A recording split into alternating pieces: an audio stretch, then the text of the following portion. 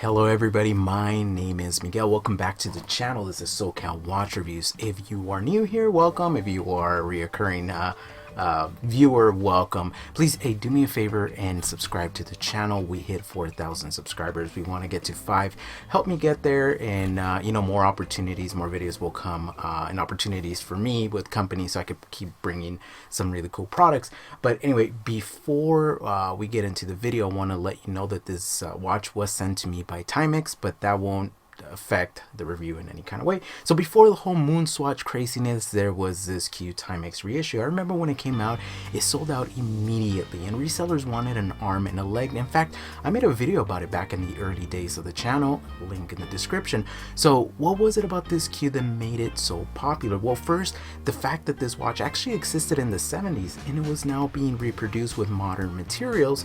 And two, of course, this is all in my opinion, is the fact that this came out with a Pepsi bezel, and most people, including myself, associate that feature with the Rolex GMT.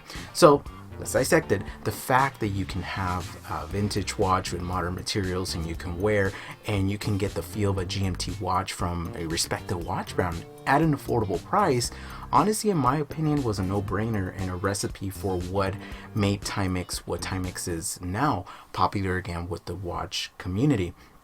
So, okay, the Q is extremely wearable with this 38mm case. It's 43.3mm from lug to lug, 11.5mm thick, and it gives you those vintage inspired vibes with this warm tone acrylic crystal, and of course the cream colored lume on the indices, and it's fully constructed of 316L stainless steel. The watch is always, for me personally, a grab and go piece, as it features this reliable quartz movement that has a date complication, and the watch is actually water resistant to 50 meters, so I don't have to worry so much about babying this watch or setting the time when I'm on the go. And honestly, it's been super reliable. It does feature a Seiko movement, so yeah, best of both worlds, right? Timex, Seiko. This watch has been released in many different colors, and they even offer an automatic version. They also introduced this line, the Falcon Eye. Let me tell you, the texture on this green dial is mesmerizing, and I like the fact that they use a different set of hands. And to be honest, the entire watch feels a lot more expensive than the regular Q, even though it costs the same price. This model features applied indices, logo, and the word quartz at the 6 o'clock. They also framed the date window with a nice polished frame. The case, although it looks very similar, it does differ from the original Q, but it still has a mixture of brushed and polished surfaces throughout the case. The stainless steel bracelet is also a little different, but since the proportions are the same, the watch wears very similar to the original Q. And I really like it, to be honest with you. It just feels like a completely different watch, even though it's from the same line. So I highly recommend you go check it out. I believe they have 2 iterations of this. Although the Q really has been a fan favorite, the one thing many of us collectors have complained about is actually the bracelet. For some, it's been called a hair puller, right? And that's the reason they got rid of their Q. For others, is the fact that the bracelet looked a little vintage, and for others that it looked very dressy. So I have some good news. My friends over at Timex, like I said, sent over this watch, and they actually listen to their consumers. And you know what they offer now is something really cool. Is this tropical style rubber strap that comes with a signed stainless steel buckle and a signed rubber keeper.